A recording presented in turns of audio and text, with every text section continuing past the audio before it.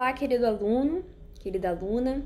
Nós estamos agora na nossa terceira aula, né? Nosso próximo encontro vai ser a nossa prova online.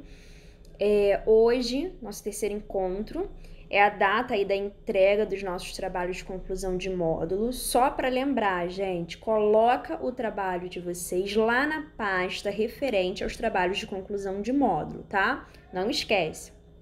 Muitas das vezes o aluno posta no local, numa pasta errada, aí ele não vai ser visualizado, ou então acaba sem querer postando na pasta de um outro professor. Então, verifique lá, pasta, né, de referente ali à conclusão de módulo Sociologia e Filosofia da Educação, professora Andresa Bello, tá? Para a nossa aula de hoje, nós vamos estar concluindo, né, a nossa apostila e revendo, né, os principais pontos aí de Émile Durkheim. Nós vimos aí que Émile Durkheim, ele é considerado aí o pai da sociologia. Ele é o criador da sociologia vinculada à educação. Émile Durkheim, ele cria aí todo um pensamento, toda uma forma de pensar dentro do que seria educação, qual a função da educação dentro da visão de Émile Durkheim. Émile Durkheim, ele percebe que a educação, ela é muito mais do que ensinar uma pessoa a ler e a escrever. Então, hoje nós vamos concluir aí os nossos estudos falando um pouco sobre esse pensamento desse sociólogo, tá? Temos aí, né, para o sociólogo francês, a principal função do professor é formar cidadãos capazes de contribuir para a harmonia social. Já nessa frase aqui, a gente consegue tirar um pensamento bem diferente do que estaria ali na nossa, por exemplo, LDB. Na nossa LDB, nós vamos ver que a educação ela tem 3 finalidades. A finalidade número 1, como a gente sabe, né, é a formação, né, o pleno desenvolvimento do nosso educando. A segunda ali é a formação cidadã. E o terceiro ali é a preparação para o mundo do trabalho. Essa formação cidadã que consta lá na nossa LDB, você vai ver também falando um pouco mais aí sobre a formação de um cidadão lá no Estatuto da Criança e do Adolescente, é bem diferente dessa ideia aí, dessa frase de Émile Durkheim. Quando Émile Durkheim ele fala que o professor é aquela pessoa que vai ser capaz de formar cidadãos, ele está falando de cidadão padrão. Um padrão que se espera daquelas pessoas, criado ali de maneira, vamos dizer assim, mecânica, né? Para que haja uma harmonia dentro da sociedade. Émile Durkheim, a gente vai ver daqui a pouco nos nossos slides, ele vai perceber a escola, a instituição de ensino, assim como o profissional da educação, né?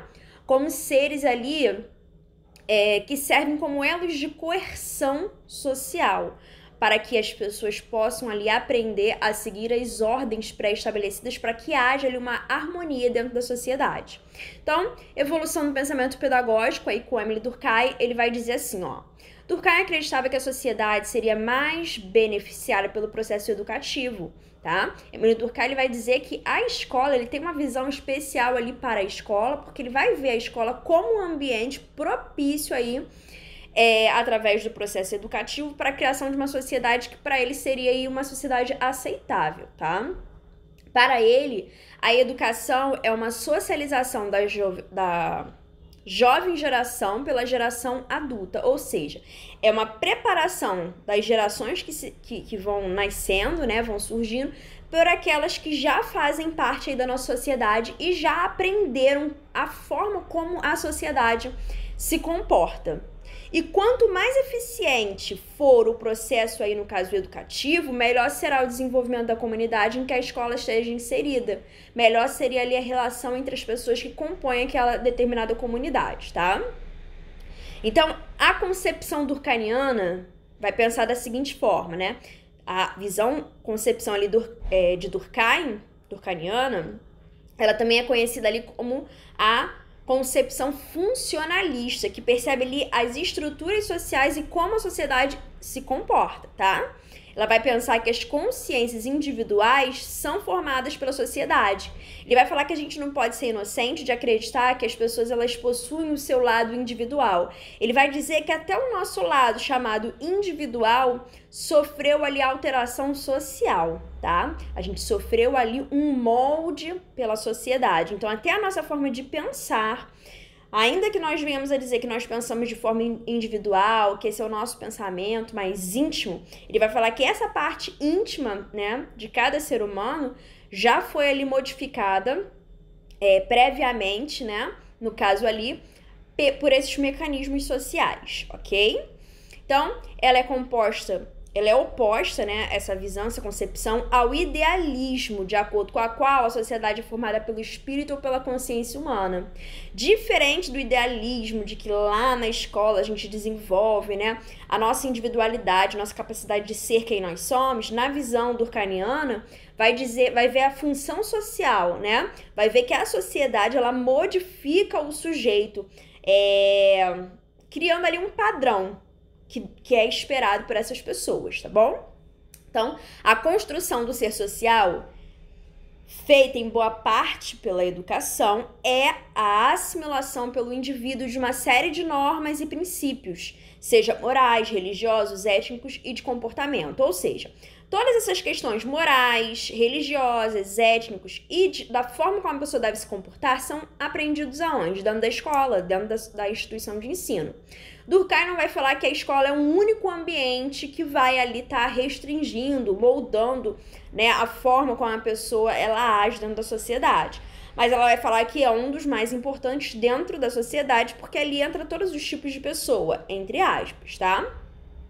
Então, essa série aí de princípios, sejam eles morais, religiosos, étnicos ou de comportamento, banaliza a conduta do indivíduo num grupo, né? O homem, no caso, mais do que formador da sociedade, ele é um produto dela. Então, é exatamente assim que Emile Durkheim ele enxerga. Ele não enxerga, né? Ele vê o homem dentro da sociedade, faz análise da nossa sociedade e percebe que o homem ele não é um indivíduo dentro da sociedade, mas ele é mais um dos indivíduos que foram ali feitos, vamos dizer assim, pela sociedade. Ou seja, o homem, nesse caso ali, ele segue até uma ideia ali bem de Kant, né? Onde ele vai dizer que o homem ali é um produto do meio em que ele vive, daquilo que se espera aonde ele vive, tá? E é um pouco interessante, nós sabemos que aqui é a ideia de Durkheim, né? Mas a gente pode analisar as ideias dele e trazer uma reflexão nos nossos dias. Será que não é realmente isso que acontece? Não é verdade? Essa teoria, né, durkheimiana, além de caracterizar a educação como um bem social porque serve ali como um elo de harmonização, né, da sociedade. As pessoas que são diferentes, elas vão sofrer ali um tipo de preconceito, um certo tipo de discriminação. Nós nos sentimos aí cada vez mais obrigados a entrar dentro de um padrão, de um molde social. Então, essa teoria aí, né, ela vai ver a educação como bem social, e vai aí relacionar pela primeira vez as normas sociais e a cultura do local, diminuindo o valor que as capacidades individuais têm na constituição de um desenvolvimento coletivo, tá? Então, olha aí essa citação. Todo o passado da humanidade contribui para fazer o conjunto de máximas que dirigem os diferentes modelos de educação, cada uma com as características que lhe são próprias, ou seja, cada sociedade, em cada tempo, se utilizava aí da educação de uma forma diferente. Como assim diferente? De forma a atender a que tipo de sociedade, né, eu desejo, que tipo de cidadão eu desejo para a minha sociedade. Emile Durkheim, né, ensino público e laico. O que seria público? Público seria ali acessível a todos, um ambiente para que todos pudessem participar, todos dentro da sociedade. Dessa forma, todas as pessoas ali entrariam dentro desse sistema social e saberia ali identificar qual a sua função social, diríamos dessa forma. Laico seria ali a parte, né, de questões ali religiosas, porque a religião muitas das vezes vai atrapalhar, né, dentro ali daquela visão moral, étnica, que a sociedade espera, né? Então, segundo Durkheim, o papel da ação educativa é formar um cidadão que tomará parte do espaço público, tá? Não somente no desenvolvimento individual do aluno, ele vai até, de uma certa forma, criticar, falando assim, você não tem que preparar só para o individual, porque na realidade nós vivemos numa sociedade pública e esse aluno não vai conseguir ser capaz de se tornar um cidadão apto para estar no ambiente público. Então, nas palavras de Durkheim, temos aí uma citação, ele vai dizer assim, ó, a educação ela tem por objetivo suscitar e desenvolver na criança estados físicos e morais que são requeridos pela sociedade política no seu conjunto. Ou seja, a educação ela tem o objetivo de criar, vamos dizer assim, ou até mesmo reproduzir aquilo que a sociedade necessita dentro de um contexto, dentro de um tempo, dentro de uma política exata, dentro de, enfim, do valor que se espera. Então, tais exigências com forte influência no processo de ensino estão relacionadas aí, por exemplo, à religião. As religiões, elas são diferentes de acordo com a sociedade, então, obviamente, os objetivos religiosos vão ser diferentes, assim como as normas, as sanções, que a pessoa ali vai sofrer, as penalidades, caso ela fuja, né, do esperado pela sociedade, a ação política, ao grau de desenvolvimento, por exemplo, até mesmo das ciências e até mesmo ao estado do processo da indústria local. Tudo isso, a educação ela é capaz de estar preparando essa pessoa para estar assumindo ali sua posição. Então, se a educação ela for desligada das suas causas históricas, ou seja, atendendo aquilo que naquele momento é necessário, historicamente falando, ela se tornará apenas um exercício da vontade e do desenvolvimento individual, né? Aquele ensino só de aprender a ler e escrever, mas sem ter aquela finalidade política. Inclusive, no nosso último encontro, até na nossa atividade, a gente viu isso na nossa videoaula, e também tinha uma atividade perguntando exatamente sobre ali a questão da educação, se ela é neutra ou não. Lógico que a educação ela não é neutra. Por quê? A educação ela tem ali seu envolvimento nas questões. Nós vimos aí que tem o envolvimento com questões políticas, sociais, econômicas e por aí vai, tá? Então vamos lá, gente. Seguindo aqui o nosso texto, vai dizer, né? Se a educação for desligada das causas históricas, ela se tornará apenas um exercício de vontade do desenvolvimento individual, o que para ela é incompreensível, como é para o indivíduo, no caso aí que pode pretender construir por meio do único esforço da sua reflexão privada, o que não é obra do pensamento individual. E o próprio Durkheim, ele responde, né? Ele vai dizer ali que o indivíduo só poderá agir na medida em que aprender a conhecer o contexto em que está inserido, a saber quais são suas origens e as condições que dele dependem. Então, ele vai dizer que a gente age aí de acordo com o que já era esperado. E não poderá sabê-lo sem ir, por exemplo, aí à escola, começando aí a observar a matéria bruta que está lá representada. E quando uma pessoa ela foge aí do padrão esperado ali nas questões éticas, morais e até mesmo religiosas dentro de uma sociedade, ela vai sofrer o quê? Uma retaliação, né? A gente observa até hoje na nossa sociedade que as pessoas que fogem ali aquele padrão esperado, o padrão que é admitido, elas vão sofrer ali as chamadas retaliações, né? Obviamente, a questão moral, a questão ética, os valores, a religião, com o tempo elas vão se modificando. Se você pegar aí 10 anos atrás, até mesmo o momento quando você estava ali na sua educação básica, você vai reparar que as coisas já modificaram e vão modificar muito mais. Eu pego aí a época da faculdade, não faz tanto tempo assim, mas já tem um tempinho, e você percebe como que modificou, né, as relações, como que hoje as pessoas estão aprendendo, né, até mesmo pela evolução industrial, pela evolução tecnológica da nossa sociedade. Então, ali nós temos uma modificação por causas históricas, políticas, sociais, por aí vai. Exigindo aí, portanto, um novo ser humano, um novo ser, tá? Mas ainda assim, se essa pessoa ela fugir daquilo que se espera de dentro da sociedade, ela certamente vai sofrer ali suas retaliações, tá? A autoridade do professor é um ponto importante a ser discutido, porque Durkheim ele vai sugerir que a ação educativa funcionasse de forma normativa. Então, ele vai observar o professor na posição ali autoritária. autoritária porque ele está ali na posição de exercer medidas coercitivas, tá? Punitivas para todos aqueles que fugirem às regras pré-estabelecidas, vamos dizer assim, socialmente. Então, o professor é aquele que vai, além de ensinar, né, os conteúdos, ele vai estar ali aplicando as normas, tá, para aquele aluno. Lembrando que nós já estudamos sobre isso. Até mesmo os conteúdos que são aplicados, ensinados dentro de sala de aula até os dias de hoje, né? A gente sabe que o currículo escolar, ele passa aí por um filtro da vontade do que nós estamos vivendo no nosso sistema político atual, né? Nós vamos ver em outros países, inclusive, por exemplo, já aconteceu muito isso aqui no Brasil, né? Em governos ditatoriais, autoritários, a manipulação até mesmo ali dos materiais didáticos, onde, por exemplo, você não pode falar mal num livro didático, contar a história de certa forma, em que você ali menospreza um líder autoritário de um país ditatorial. Então, a gente tem que ter essa visão. Por isso que Libânio, Paulo Freire, ele vai falar que a gente não pode ser ingênuo quando nós falamos sobre currículo, porque você não está ali na escola só ensinando A, B, C, algo totalmente individual. Ali você está ali dentro, no nosso dia a dia, ainda que você não perceba, ainda que você não queira, você vai estar ali embutindo, né? Questões éticas, étnicas também, por que não? Porque leva a questão cultural, né, de um povo, religiosas, morais, enfim, tudo isso, tá? Conjunto ali de valores.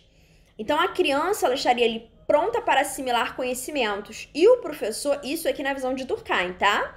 E o professor bem preparado, dominando as circunstâncias. Então, ele via ali o professor na figura de autoritário. Não só autoridade. Autoridade, os professores são até hoje. Nós somos autoridade, né? Só que hoje nós lutamos para quê? Para que os professores sejam autoridades, mas não autoritários. Porque nós lutamos pela democracia, né? Os direitos que todos possam participar. Nesse caso aqui, na visão de Emile Durkheim, o professor ele é um autoritário. Ou seja, a criança ela tá ali pronta para receber tudo aquilo que o professor vai falar e se submeter ao seu ascendente. Então, é por meio dessa condição que saberá mais tarde encontrá-la na sua consciência e aí se confrontar a ela. Isso propôs Emile Durkheim, tá? Então, muitas das vezes, desde criancinha, você ali dentro da escola, o professor de maneira autoritária vai passando valores que ficam ali enraizados dentro de você. Lembrando que Durkheim, ele desenvolve um estudo da sociologia da educação, mas não é só as instituições de ensino que fazem isso. Muitas das vezes nós temos aí conceitos enraizados que, se a gente for parar para refletir o porquê que nós temos esses conceitos, por que nós agimos da forma como nós agimos, talvez, tá? Nós iríamos nos surpreender com a quantidade de coisas que a gente segue, diz que acredita, mas que não faz sentido, tá? Lógico que isso aqui é uma coisa que você vai refletir, você vai criticar, né? A gente sabe que a sociologia e a filosofia, elas são muito criticadas aí, né? Porque eles não querem que a gente pense, eles querem, né? A sociedade, né? Porque quando a gente tem pessoas aí que verdadeiramente alcançaram uma educação, pode quebrar o que nós chamamos de harmonia social. Nós vamos ver isso um pouco mais à frente. Isso tudo tem na nossa apostila, tá, gente? Aqui a gente tá lendo e discutindo os principais pontos. Eu sei que ler a apostila em casa sozinha é muito ruim, então a gente tem que ler junto e discutirmos juntos, tá? Emile Durkheim vai dizer, né, em Durkheim, a autonomia da vontade só existe como obediência consentida. Então, a autonomia, na perspectiva de Durkheim, só existe se ela for consentida. Então, se hoje as pessoas acham que elas têm autonomia, na visão de Durkheim, é porque elas foram consentidas, é uma obediência consentida. Então, tudo aquilo que nós fazemos passou já por um filtro. Lógico, gente, que o sociólogo francês Emile Durkheim, ele foi duramente criticado por pessoas, né, teóricos como Jean Piaget e Pierre Bourdieu, tá? Que foram aí defensores da ideia de que a criança, ela poderia aí determinar seu juízo, suas relações com estímulos de seus educadores. A gente sabe ali, por exemplo, que Piaget, ele vai ver o professor como mediador e não como autoritário, diferente de Emile Durkheim, tá? Sem que, na visão de Piaget, por exemplo, os educadores, eles exerceriam ali sem que necessariamente houvesse ali a obrigatoriedade de exercer força autoritária sobre, por exemplo, a criança, tá? Diferente da visão como Émile Durkheim via as coisas. Émile Durkheim e a educação, ele via a educação como um padrão social. Ele vai mostrar aqui nessa imagem que tem aí na apostila de vocês, a sala de aula na França, adultos como responsáveis pela socialização das crianças, tá? Aí você vai, Émile Durkheim vai falar que a disposição das cadeiras, né? Hoje, nem sempre é possível, né? Mas quem já foi meu aluno aí na modalidade presencial, né, quem teve a oportunidade de me conhecer pessoalmente, sabe que dependendo da turma, eu até proponho aulas, por exemplo, em círculos, aulas em grupos, atividades em grupos, né? E isso é um avanço muito grande. Um avanço meu, não meu, mas dentro da educação, porque antigamente as crianças ficavam uma atrás da outra, né? E não era somente por causa que a sala de aula ela era melhor disposta dessa forma, mas porque ali estava representando o quê? Uma relação de autoridade, e o professor ficava ali no destaque. Ainda existia um palanquezinho. Eu estudei numa escola que uma sala de aula não grande, pequena, né? Tinha ali um púlpitozinho, né? Local onde a pessoa fica em destaque. Alguns locais é necessário que haja um sobressalto para que a pessoa fique, para que as pessoas lá atrás consigam ver, né? Só que numa sala pequena, quando você faz isso, a sensação que dá é que aquela pessoa é superior à outra, tá? Lógico, gente, vocês vão falar assim, professora, já participei da sua sala e a sua sala de aula tava lá uma cadeira atrás da outra. Às vezes, pela questão da estrutura física, é o melhor a ser feito, tá? Mas, né, a disposição das cadeiras, elas podem também trazer uma relação de sentido e significado, tá? Então, vamos lá. A elaboração, a adoção e a socialização foi uma grande conquista para a educação brasileira. Houve a padronização na indicação, por exemplo, dos conteúdos curriculares, foi o que a gente começou a falar, né? E uma clara demonstração do que o governo espera dos jovens que deixarão os bancos escolares nos próximos anos. Então, quando nós padronizamos, né, e indicamos quais são os currículos escolares, eu defendo, né, uma base, eu defendo, lógico, porque a gente precisa de ter uma qualidade em todos os estados brasileiros, mas a gente não pode ser ingênuo de falar que esses conteúdos que foram indicados curricularmente não deixam de demonstrar o que o governo espera para quando esses jovens terminarem de estudar esses conteúdos que foram dados, tá? Então, para o professor, por exemplo, Demerval Saviani, tem alguns alunos que me procuram no privado e falam assim, professor, eu quero fazer concurso. Estude Demerval Saviani, ele é muito cobrado, tá? Libânio, Paulo Freire, a gente tem muita paixão pelo Paulo Freire, eu também, né? Mas, assim, a gente às vezes esquece de estudar, por exemplo, Saviani, Libânio, tá? Que caem muito. Lucchesi cai muito também, tem ótimos pensamentos aí. E o Demerval Saviani, assim como o Libânio, né? Ele vai trazer um pensamento sobre esse fato, né, que tem relação com a concepção de Durkheim. Ele vai ter uma citação aí, ó, os currículos são sugeridos para todos. Os currículos são sugeridos para todos. O que é currículo? Ali é aquele conjunto de conhecimentos que vão ser desenvolvidos, tá? Esses documentos mostram as necessidades da sociedade. A gente ensina aquilo que a sociedade espera, né, aquilo que a sociedade está necessitando. Agora, cabe aos estabelecimentos de ensino pegar essas indicações e moldá-las aos estudantes. Ou seja, levar em consideração a que tipo de estudante eu estou dando aula, né? Adequar a realidade daquele meu aluno. Isso quem explica é Demerval Saviani, tá? A ideia de fundo é cobrar das pessoas certas...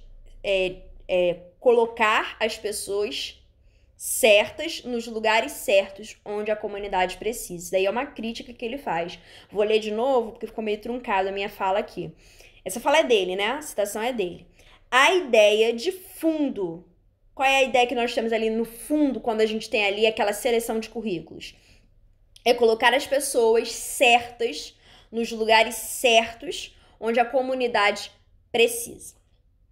A importância aí no caso aí da sociologia, na educação no curso de formação de professores. Diversos autores vão discutir o papel da sociologia na educação, tá? Nós vimos, inclusive, isso na nossa primeira aula, tem no material aí da nossa apostila, né? Para uma compreensão crítica da realidade social, política, econômica e cultural, na qual a escola e a educação estão inseridas, e contribuir para a formação de educadores com uma visão crítica que possa formar indivíduos para compreenderem e transformarem a realidade onde vivem. A educação é entendida como uma prática social que busca formar indivíduos para a vida em sociedade, deve aí proporcionar uma visão que nos permita um currículo que em seus conteúdos e em suas práticas possibilitem uma problematização e reflexão crítica das relações sociais, das relações de poder existentes na sociedade. Aí nós temos uma citação que vai dizer uma coisa interessante. O modo, por exemplo, a gente pode analisar a sociedade através da educação, percebendo ali o modo como uma sociedade, por exemplo, seleciona, classifica e distribui, transmite e avalia os saberes. Vocês já repararam que a sociedade, quem é que seleciona os saberes que vão ser desenvolvidos dentro da instituição de ensino? Quem é que vai classificar esses saberes? Quem é que vai distribuir? Né? Será que há uma distribuição igualitária dessa educação para todo mundo dentro da sociedade? Ou será que existe uma educação para elite, uma educação para massa, né? E quem é que vai transmitir, quem é que vai avaliar esses saberes, né, destinados ao ensino? Vai refletir a distribuição do poder em seu interior e a maneira pela qual aí se encontra assegurado o controle social dos comportamentos individuais. Então, através dessa seleção, dessa classificação, dessa distribuição, dessa transmissão e dessa avaliação, nós vamos ter ali como resposta a quem o controle social, né, está sendo oferecido. Quem é que tem o poder dentro da nossa sociedade?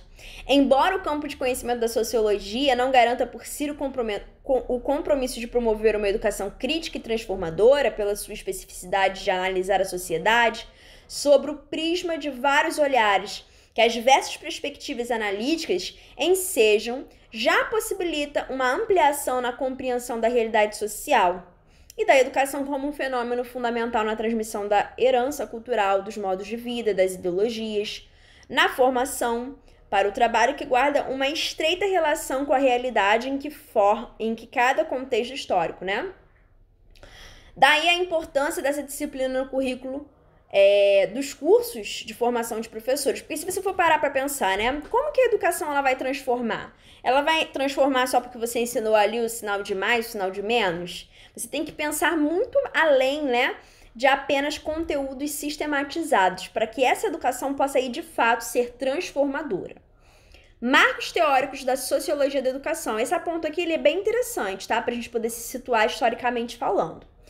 Dentre os inúmeros enfoques da sociedade e da educação, destacam os paradigmas considerados clássicos que enfocam em suas análises o consenso, o conflito, correspondendo às correntes, ora positivista, ora funcionalista, tá? E ora crítica, ora dialética. Originadas, respectivamente, por quem? Émile Durkheim, Karl Marx, né? Que influenciam em análises e pesquisas no campo da sociologia da educação. O estudo dos autores considerados clássicos vai proporcionar aí o entendimento da sociedade relacionada com a praxis educativa. O que é a praxis educativa? É a nossa prática diária em relação aos conteúdos que estão sendo ali abordados e desenvolvidos, tá? Émile Durkheim é um marco no surgimento da sociologia como ciência e como disciplina, até porque Émile Durkheim ele vai trabalhar ali na formação de professores, tá? Além de ter contribuído para a definição do objeto e do método sociológico, ele foi um dos pioneiros da inclusão da sociologia no currículo acadêmico, especificamente no curso de formação de professores. Hoje, se você for fazer aí carreira, né, dentro da área da educação, estudar aí um curso superior dentro da área da educação, você vai ter sociologia da educação, tá? É certo que você estude isso nas mais diversas áreas da educação. Então, destaca-se na teoria durkheimiana sua concepção de sociedade como um organismo que é composto por distintas instituições que se complementam e se interpenetram, cada uma desempenhando uma função e formando um todo homogêneo e consensual.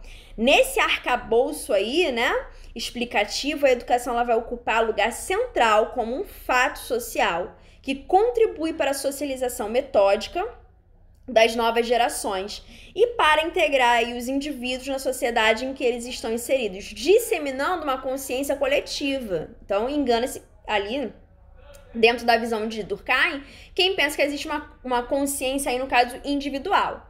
Essa consciência coletiva, nessa concepção aí de educação e do papel do professor, influenciou as práticas pedagógicas adotadas no Brasil ao longo da história da educação e a atividade docente que nela se realiza.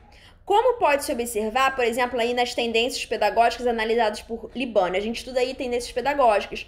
Nós temos as tendências pedagógicas sendo analisadas por Libânio e nós temos as tendências pedagógicas sendo analisadas ali por Dermeval Saviani, tá? Aqui a nossa apostila vai falar aí sobre as tendências pedagógicas, né? Tendência tradicional, tecnicista, renovada, enfim, são essas tendências, né? E aí, especialmente na vertente tradicional, é que a gente tem o professor como a figura central do processo de ensino-aprendizagem. É na visão tradicional que o professor tem o domínio dos conteúdos que devem ser passados aos educandos e que devem se portar passivamente como receptores de conteúdos.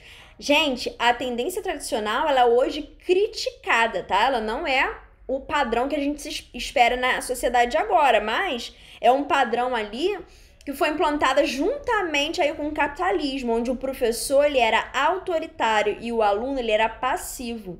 Essa prática, ela é denominada de educação bancária, né? Paulo Freire ele vai chamar essa prática de educação bancária e ele vai enfaticamente ser criticada por esse educador, né? Paulo Freire. As ideias de Émile Durkheim influenciaram vários autores, destacando-se aí Fernando Azevedo e Anísio Teixeira, que foram influentes aí dentro da educação da Escola Nova, dentro da proposta da Escola Nova, né? Noutra perspectiva, temos a teoria crítica fundamentada no materialismo histórico dialético de Karl Marx, né? Karl Marx também desenvolve ali um pensamento dentro da sociologia, que vai influenciar o pensamento crítico em educação, começando pelas ideias reprodutivistas de Althusser. Althusser, ele é um excelente teórico que vai falar que o Estado, a educação são ali instrumentos, tá, de coerção social. Ele vai falar que a escola tá ali só para formar de forma reprodutiva. Ele faz uma crítica, tá? Que ele vai ressaltar aí a contribuição da educação na reprodução das relações sociais de produção, tá? A análise materialista histórica de Marx, né, do marxismo, vai ver a sociedade capitalista sobre a perspectiva do conflito ele resultante das contradições produzidas pela divisão da sociedade em classes sociais, né? Marx ele vai fundamentar ali seu pensamento criticando esse sistema capitalista que se inicia, causando tantas diferenças ali dentro da nossa sociedade, definidas pela apropriação de meios de produção, demarcando uma classe detentora de meios de produção e de riqueza que advém do trabalho de uma outra classe, que é a classe ali, trabalhadora. Para Marx, né, dentro do marxismo, a sociedade se estrutura por uma base constituída das forças produtivas, daquele que produz, e das relações de produção, né, daquele que é detentor da riqueza e vamos supor ali, da fábrica, né, dos instrumentos e daqueles que trabalham, onde vai se originar as ideias, a política, a religião, o direito, a filosofia, que constituem uma superestrutura. As relações de produção classistas são conflitivas e contraditórias, provocando constantemente crises que não encontram solução nos marcos da sociedade burguesa. Porque a sociedade burguesa, juntamente ali com o sistema capitalista, cria uma crise social, né?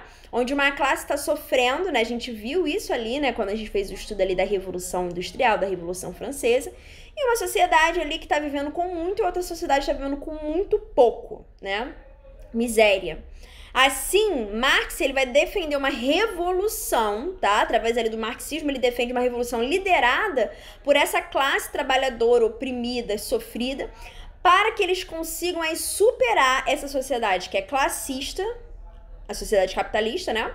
E a criação de uma sociedade onde não existiria mais, na visão de Marx, a exploração do homem pelo homem. O homem que explora outro homem. Culminando numa sociedade comunista, né?